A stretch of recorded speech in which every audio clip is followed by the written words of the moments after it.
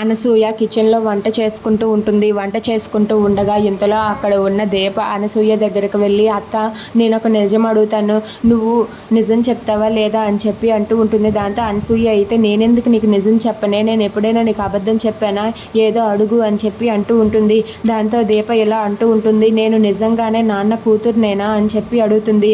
అదేం ప్రశ్నే, మీ నాన్న కూతురు కాకపోతే నువ్వు ఇంకెవరి కూతురువే, నువ్వు మీ నాన్న కూతురువే అని చెప్పి అంటుంది. అయితే నాకు అమ్మ ఎవరు, మా అమ్మ ఎవరో నీకు తెలుసా అత్త అని చెప్పి అంటుంది. మీ అమ్మ పురిట్లోనే చనిపోయింది కదే, నీకెలా తెలుస్తుంది, నీకు తెలియదులే అని చెప్పి అంటూ ఉంటుంది. అవునా, అయితే మా అమ్మ నాకు ఎలా పేరు పెట్టింది, నాకు పేరు పెట్టింది మా అమ్మేనా అని చెప్పి అంటూ ఉంటుంది. అది వినగానే లేదే, ఇదంతా కూడా బార్సాలంతా కూడా మీ నాన్నే చేశాడే, మీ నాన్నే నీకు పేరు పెట్టి నీ మెడలో చైన్ వేశాడు అని చెప్పి అంటూ ఉంటుంది. నువ్వు నిజం ఇలా చెప్పవత్తా అని చెప్పి వెంటనే అక్కడికి వెళ్ళి వాళ్ళ నాన్న ఫోటో తీసుకువచ్చి చూపిస్తుంది. ఏంటే ఇప్పుడు వీడి ఫోటో తీసుకువచ్చావేంటి అని చెప్పి అంటూ ఉంటుంది.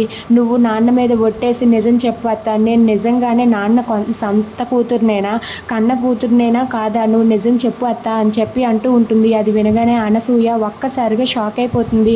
ఇక అక్కడ ఉన్న దీప